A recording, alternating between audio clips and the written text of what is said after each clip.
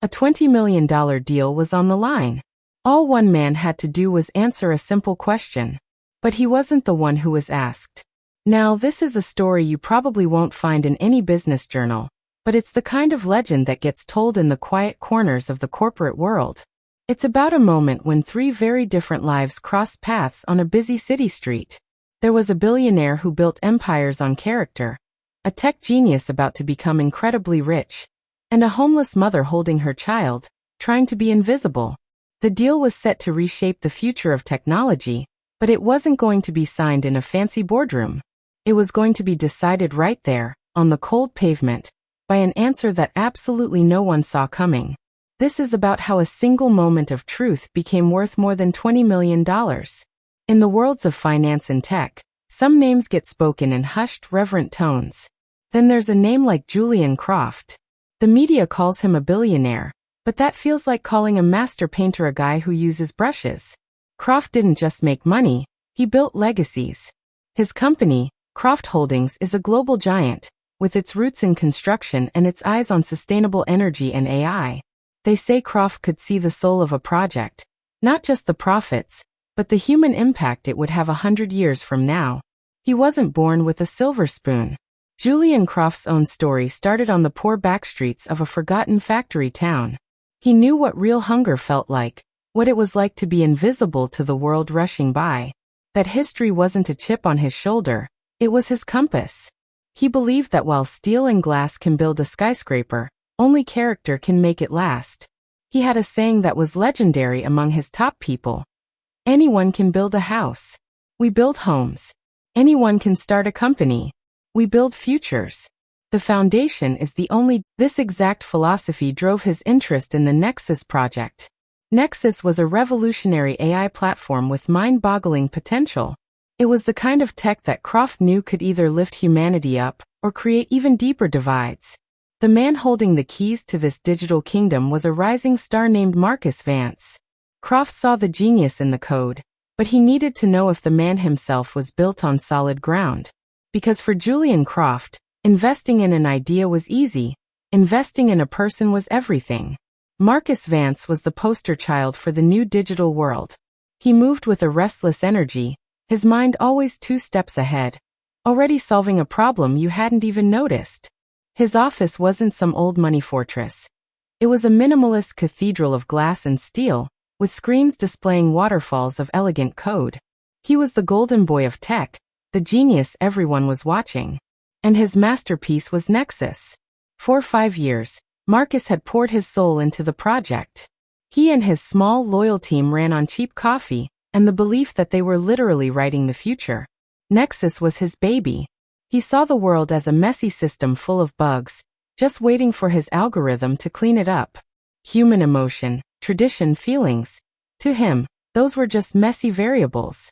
His vision was clean, logical, and incredibly ambitious.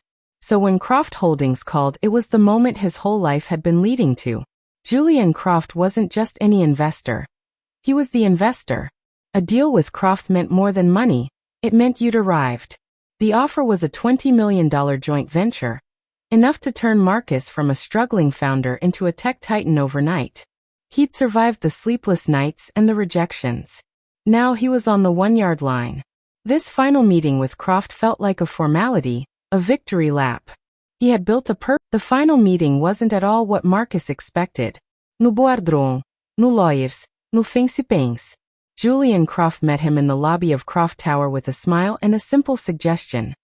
Let's take a walk, Marcus. I want to feel the pulse of the world we're about to change. Marcus, in his tailored suit, was a little thrown but quickly agreed. A walk? How eccentric.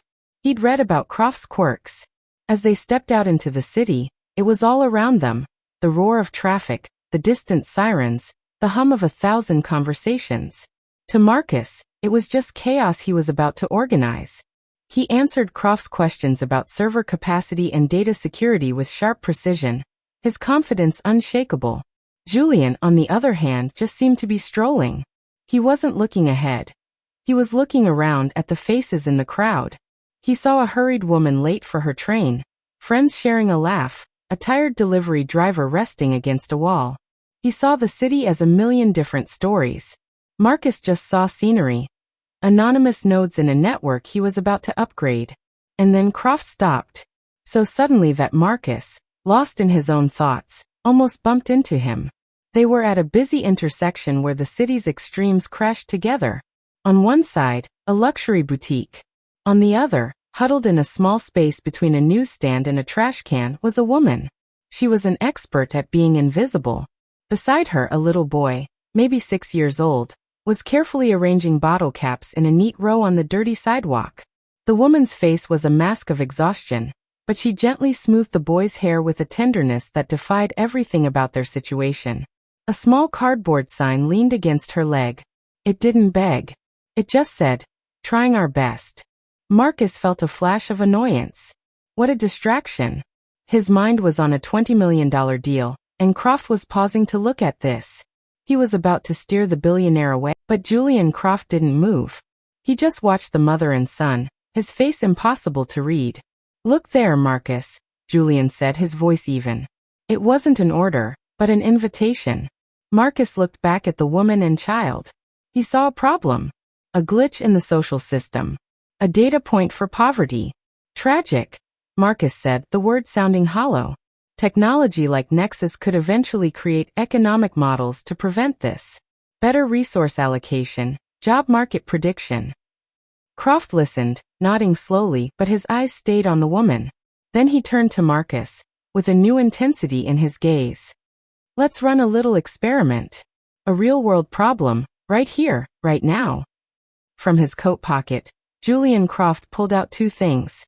The first was a crisp $100 bill. The second was a simple, elegant business card. It wasn't his. It was for a Dr. Anya Sharma, the director of a charity secretly funded by Croft. The back had a handwritten note. Guaranteed placement. Housing, childcare, and job training program. Call me. He held them out. "Imagine, Marcus, you can only give her one of these. Just one. Which one do you choose, and more importantly, why?" Marcus almost smiled. A classic billionaire brain teaser. And it was an easy one. The logic was obvious. "The $100, Marcus said without a moment's hesitation. "It's the clean, efficient solution. It solves her immediate problem. Food, a warm bed for the night, whatever she needs right now. It's a direct transfer of capital. No strings, no bureaucracy. It's a clean transaction." He was in his element now, sounding like he was giving a lecture.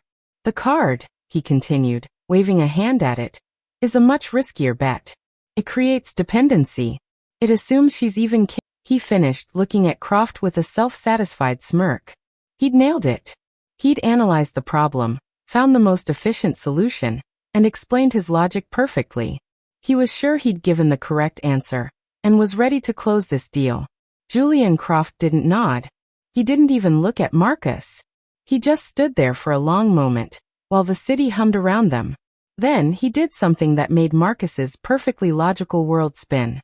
He walked over to the woman. He didn't tower over her. He bent his knees, his expensive suit creasing, and crouched down to her level. It was an act of such simple, profound respect that it felt like the whole world went quiet. "Excuse me, ma'am," Julian said softly. "My name is Julian. I hope I'm not bothering you, but I wonder if you could help me with something." The woman, whose name was Elena, looked up, startled. People didn't speak to her, and they certainly didn't kneel. She pulled her son a little closer. I don't have anything," she stammered. "No, that's not it," Julian said gently. "I have something for you. 2 things. But I can only give you one. And I need you to choose." He held out his hands, just as he had for Marcus. In one was the $100 bill. In the other, the business card. "This is $100, he explained. "It's yours right now. And this," he said, nodding to the card, "is a guaranteed job. It comes with a safe place for you and your son to live, and daycare for him while you work. It's a fresh start. You can only pick one." Marcus watched from a few feet away, annoyed. What was this street theater? He knew what she'd choose. It's human nature. Take the immediate reward. Take the cash. It was the only logical choice. He crossed his arms and waited. Elena looked from the money to the card, her eyes wide. And in them, a light that had been extinguished for a long, long time began to flicker.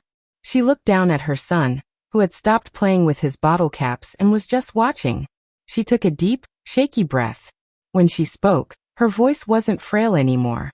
It was filled with a strength that seemed to come from the center of the earth. The money, she began, her eyes locked on the bill. God knows, that money would be a miracle. A real meal tonight. Maybe a motel room, a real bed. Just for one night. To be warm. The temptation to solve the pain of right now. It's overwhelming. She paused and looked right at Julian. But right now is a trap. I've been living in right now for 2 years. It's a cage that never lets you see tomorrow. Tomorrow, the money would be gone. And we'd be right back here. My son would wake up cold again. And I would have failed him again. Then her hand, trembling just a little, reached out. It went right past the money, and her fingers closed around the simple white business card. She held it like it was the most precious thing in the world. This, she whispered, her voice thick with emotion. This isn't a patch. This is a foundation. This is a chance for my son to see his mother go to work. This is a chance for him to have a key to a home that is ours. A chance for me to earn something again. To have dignity again. The money buys a day. This buys a future. How could I possibly choose anything else? Her answer just hung there in the air, simple, profound, and utterly devastating to the logic Marcus Vance lived by. A slow, genuine smile finally spread across Julian Croft's face. I believe you've made the wise choice, Elena, he said. Then he did something else that made no sense to Marcus. He took the $100 bill and gently tucked it into her pocket. This is for tonight, he said. Get that warm meal in that motel room. Your new future starts tomorrow. He gave her simple instructions on who to call, promising her that everything was arranged. Elena just stared at him, tears finally streaming down her face, unable to speak. He gave her a small nod, then stood up, his suit now a little dusty. He walked back to Marcus, who was frozen on the sidewalk. The smug confidence was gone, replaced by a sick feeling of dread. Did you hear her, Marcus? Julian asked quietly. It was an emotional decision, Marcus stammered, trying to piece his worldview back together. Not a logical one. Statistically. The deal is off, Julian said. The words were quiet, but they cut right through the air. Marcus stared, completely bewildered. What? Over this? Over a homeless woman's answer to a silly question? It's a $20 million deal. We're about to change the world. That's exactly why the deal is off, Julian replied, his voice now laced with cold finality. You didn't see a person. You saw a problem to be managed. A transaction. You saw the $100 as the clean solution, because it meant you had no more responsibility. You calculated the cost, but you completely missed the value. He gestured back toward Elena, who was hugging her son, the business card clutched in her hand. That woman, with nothing to her name, understood the single most important principle of building something that lasts. She chose a foundation over a quick fix. She chose dignity over a handout. She chose a future over the present. You, the man I was about to trust with a technology that will impact millions of lives, only saw the present. You don't get the foundation of what we do, Marcus. And if you don't get it on the scale of one human life, you can't be trusted with it on the scale of millions. Without another word, Julian Croft turned and walked away, melting back into the crowd. So what's the lesson here? The $20 million didn't vanish over a simple disagreement. It was lost because one profound answer held up a mirror and revealed a fatal flaw. This story is a modern fable, a parable for our times. It was never really about cash versus a job. It was about two completely different ways of seeing the world. Marcus Vance saw the world as a spreadsheet, where people were just variables to be managed efficiently. Julian Croft saw the world as a community, where people were the entire point. Marcus thought giving cash was the end of the story.